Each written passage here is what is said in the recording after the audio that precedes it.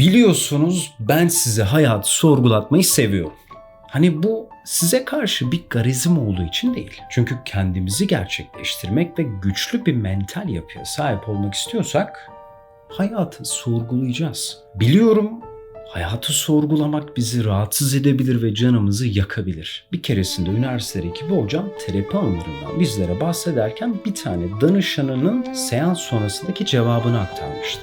Danışan ona söylemiş ki canım çok yandı ve hocamızın terapi bağlamına uygun olarak söylediği şu cevap çok manidar. O zaman doğru yoldayız. İşte benim hayat üzerine yaptığım içerikler de tam olarak böyle. Eğer izledikten sonra biraz boşluğa düşüyorsanız ve bir şeyler içinizi sızlatıyorsa bilin ki doğru yoldayız. Çünkü gelişim, değişim adını ne koyarsanız koyun hani konfor alanının dışına çıkmakla olur. Böyle karanlıklara adım atmazsanız, bilinmezliklere yolculuk yapmazsanız değişime gelişim olmaz maalesef. Ve bugün size soracağım bu 6 soru size bu konuda biraz yardımcı olacak. O yüzden arkanıza yaslanın. Bu soruları iyi dinleyin ve her birine özenerek cevaplar verin. Aristoteles'in eudaimonia kavramını hatırlayın. Mutluluk, gündelik dilde kullandığımız gibi sadece keyifli anlar yaşamak değil, insanın potansiyelini gerçekleştirmesi ve erdemli bir hayat yaşamasıdır. Ya da Viktor Frankl'in İnsanın Anlam Arayışı kitabındaki düşünceyi ele alalım. İyi bir hayat, mutlulukla değil anlam bulmakla ilgilidir. O halde kendi yolculuğumuzda sormamız gereken en önemli soru şu: İyi bir hayat yaşamak ne anlama gelir? Şimdi gelelim özel bir soruya. Bütün kötülüklerin temeli nedir?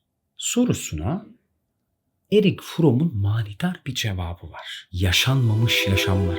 Bunu bize aktaran Doğan Cüceloğlu'nun da vurguladığı gibi. Birçok insan kendini keşfetmeden sadece başkalarının istediği hayatı yaşar. Özellikle çevremizde bunun çok fazla örneği var. Peki ya biz? Kendimize şu soruyu soralım. Bu hayattaki beklentilerim, aklımdan geçen düşüncelerim gerçekten benim mi? Yoksa ailemin veya başkalarının mı?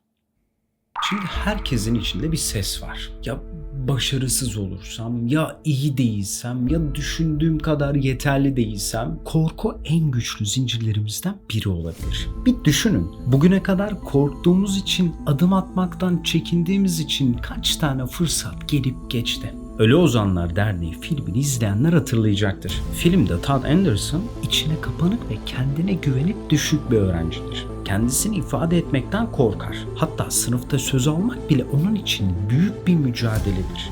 Onun dünyasında korku bir engeldir. Onu hareketsiz kılan, kendi potansiyelini ortaya koymasını engelleyen bir zincirdir. Ancak öğretmeni John, Todd Anderson'ı şiir yazmaya ve sınıfta yüksek sesle okumaya teşvik eder. Başta Todd bu fikirden nefret eder. Çünkü hata yapmaktan ve alay edilmekten korkar.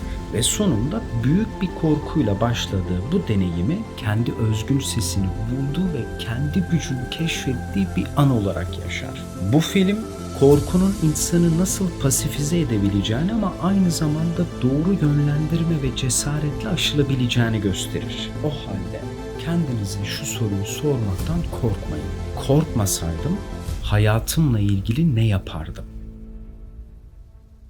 Bu filmi izlediniz mi bilmiyorum ama çok güzel bir film. İsmi Hayat Ağacı. Zaman, varoluş ve farkındalık üzerine derin felsefi sorular soran bir film. Filmde geçmiş, şimdi ve gelecek iç içe. Çünkü ana karakter hayatı boyunca gerçekten var olup olmadığını, zamanın içinden mi geçtiğini yoksa ona anlam verip veremediğini sorgular.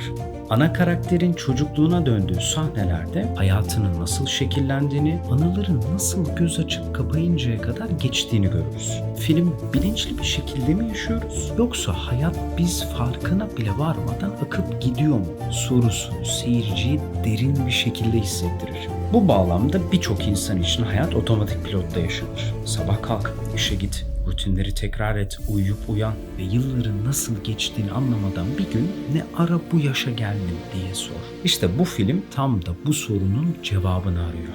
O halde şu soruyu bir kenara not alalım. Gerçekten yaşıyor muyum? Yoksa sadece zamanın içinde mi sürükleniyorum? Şimdi sıradaki soruyu dikkatli dinleyin çünkü çok özel bir soru. Steve Jobs 2005 yılında Stanford Üniversitesi mezuniyet konuşmasında ölümün hayatın en büyük değişim ajanı olduğunu söylediği bir konuşma yapmıştır. Her gün sanki son günüm gibi yaşıyor muyum diye bu soruyu yıllarca kendisine sorduğunu ve eğer üst üste birkaç gün boyunca cevabı hayır olursa bir şeyleri değiştirmesi gerektiğini anladığını anlatır. Ölüm varoluşsal olarak bizi kaygıya sürükleyen kaçınılmaz bir gerçek.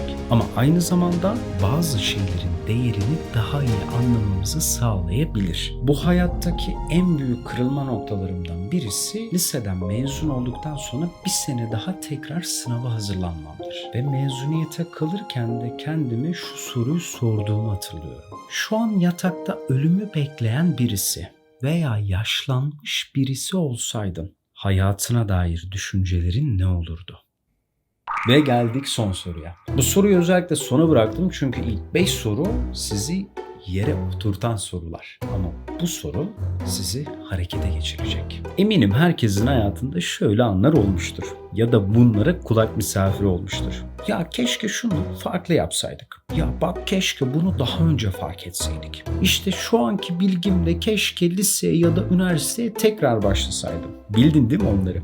Ama işin ilginç yanı ne biliyor musun? Bunları bilmene rağmen yine gelecekteki kendine ah keşke diyebileceğin anları şu an biriktiriyorsun. Belki de geçmişteki hatalarımızdan ders çıkarmaya çalışmak yerine şu an yaptığımız hatalara odaklansak gelecekte keşke diyeceğimiz anlar olmayacak. O halde kendimize şu soruyu soralım. Hayatımla ilgili şu anki kendime bir tavsiye verecek olsaydım ne söylerdim? İşte tüm sorular bunlar. Bu sorular kolay sorular değil. Basit ve kısa cevaplar vermeyin. Kendinizi biraz eşeleyin. Cevaplar vermeye başladıkça canınız biraz yanabilir. Ama güvenin bana. Verdiğiniz cevaplar sizi siz yapacak. O yüzden bu soruları bir kenara not alın ve üzerinde çalışın. Ve cevapları paylaşmak isterseniz yorumlara yazın.